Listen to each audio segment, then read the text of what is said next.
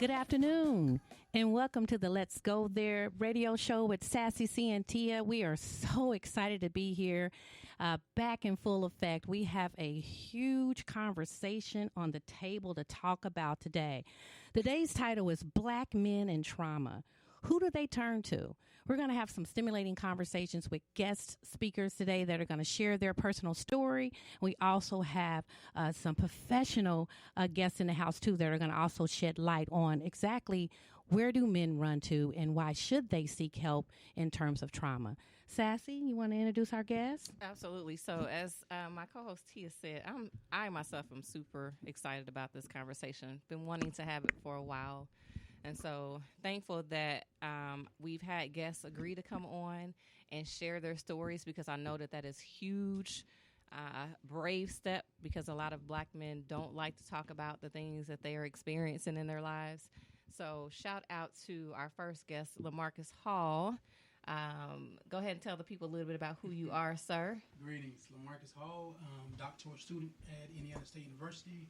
My research focuses on lack of African-American male faculty of color, predominantly white institutions, and how does social media sustain us. I'm also adjunct professor at Martin University. Glad to be here. Been knowing Sassy for years, so glad to be a part of the movement. Awesome. And then we have one of our experts in the field of mental health in the city. I'm so glad to have finally connected with Mr. Holland. I think I reached out to him last year for a show, and we were unable to get him on the Conversation Lounge, but we are here with us today on Let's Go There with Sassy C and Tia. I've heard nothing but great things about you and the community and the work that you're doing. So thank you for the work that you do with our families, with our Black men, and tell the people a little bit about who you are and the organization that you have. Well, first of all, thank you, Tia and Sassy and Tia. I am really excited to be here, and I just thank you for allowing me to use your platform to talk about what we're going to talk about today. But yeah, I'm Dwight Holland, and I'm really a wounded healer. That's a phrase that I use, but I'm a trained clinical mental health therapist.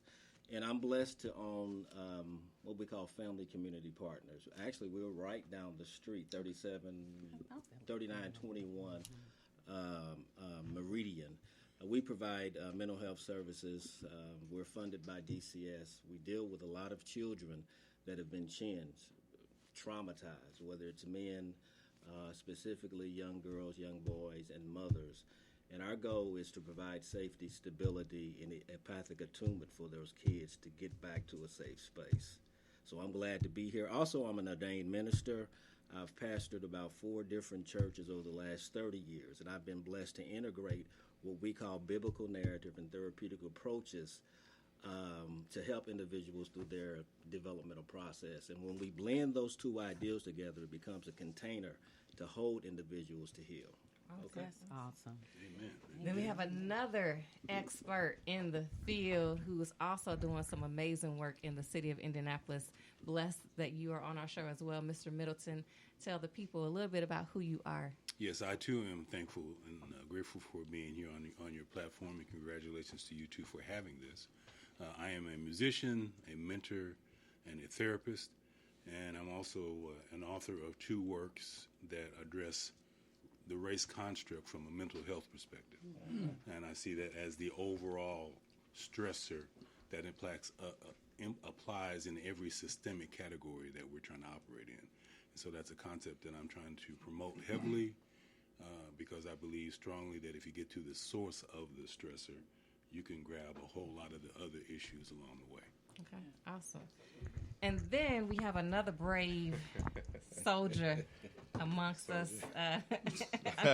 You are soldier. Yes, I love that. Let's Love Black Men. He started a clothing line recently with that tag, hashtag Let's Love Black Men.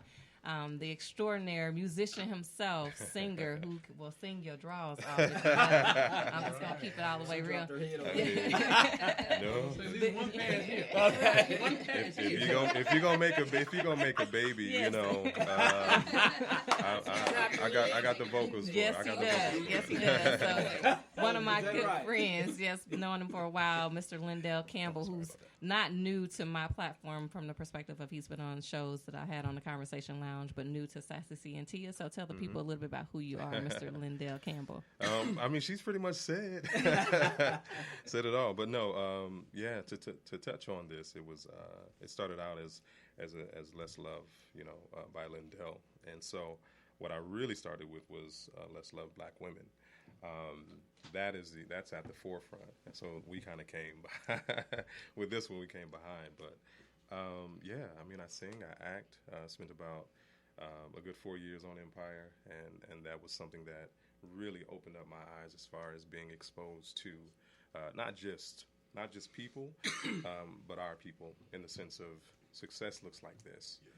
People carry themselves really in this way once they go from yelling action to cut.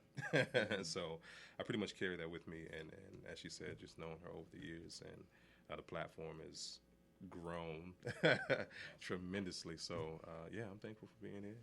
Like I said, I sing a little bit, act a little bit. So we're gonna get you sing before you leave. Yeah, we could do that. We could do that. Okay. But more than anything, I think I've just tapped into being an activist now, and just trying to free our people from bondage and trauma, generational trauma. Absolutely. So let's just go ahead and kick this conversation off.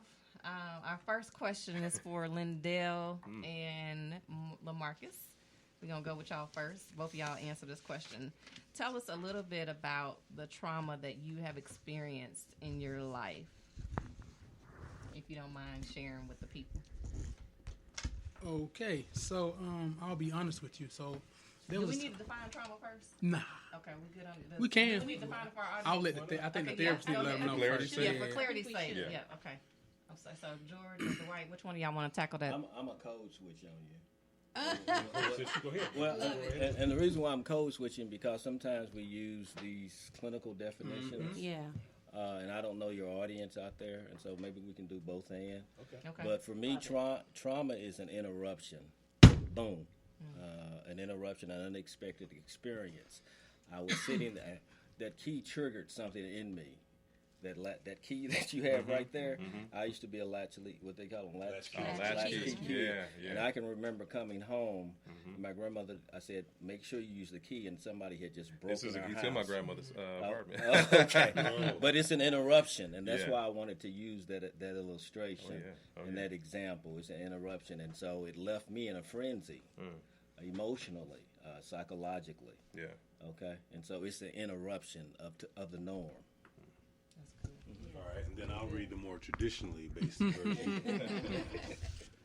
Trauma defined is the response to a deeply distressing or disturbing event that overwhelms an individual's ability to cope, causes feelings of helplessness, diminishes their sense of self, and their ability to feel the full range of emotions and experiences. That's good. That's really good. That's trauma. So with that in mind, I'm going to Facebook Live a little bit just for my personal phone. With that in mind, LaMarcus, would you mind sharing with our listeners a little bit of the trauma that you've had to experience in your life based on those definitions? A lot to unpack. I had to start framing my mind, and Frame it. then he said boom, that gave me a whole nother. Yeah. So when you hear boom, it really gives you a different perspective. But I think for me, it was like the whole childhood, coming up, and I really initially wasn't raised in the nuclear family, the traditional families that you saw coming from a small town. And as I got older, I realized as I look back, those were some things that traumatically hit me. Being raised in a single-parent home, and then eventually my mom getting married. And my stepfather's been in my life since first grade. But in one instance, it's like, you're happy for mom, boom, boom, boom.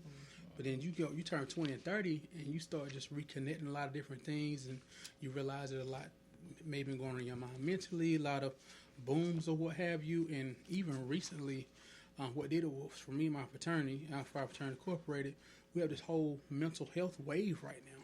So they start sending out these different graphics or what have you, or emails. I'm like, you need to check your mental health. And I really just sat down one day and thought about this. And I'm like, well, the service is free. This is nothing that's gender-based. Everybody else is getting help why don't you go ahead and get your mind clear? And once I started seeking a therapist, I realized I got a lot to unpack because I feel we as men, we really don't have that many outlets. If you want to take this personally, we can go all the way back to history. We can go all the way back to slavery. You strip the man from the home, he has nothing. That's 1865. Let's bring it up around King's era. We still have black men back in the homes. You weren't necessarily noosed and hung, but you were still dealing with mental trauma. Look at 2019. Who can a black man run to? Escape had a song. Said, who can I run to when I need love? And my theory is this. You can quote me on LaMarcus J. Speaks. A black man, you can't turn to the church. If you don't look a certain way, you don't have on the right clothes, you're a heathen. Everybody in the church looking at them like a Pharisee, like they never, done anything wrong. They're not old enough to know about your kids not being out of wedlock, or they never been around marijuana. They didn't have anybody to turn to in the school. You're judged based on the color of your skin when you walk in the door. You don't have that many routes in the community. You look at social media. Social media says, black man, stand strong, stand strong. However, why is it every so many months we keep getting these news incidents about men in general running out the road, heart attack, stroke, with no health symptoms? They're having booms, and just so happened for that person, they hit boom and ran out the road. Right. And so with me being a father of three, a husband, it really hit me. And I was like, I need to get myself together because, if I can't get myself together, how can I even help my own family? So that's me in a small nutshell. Okay.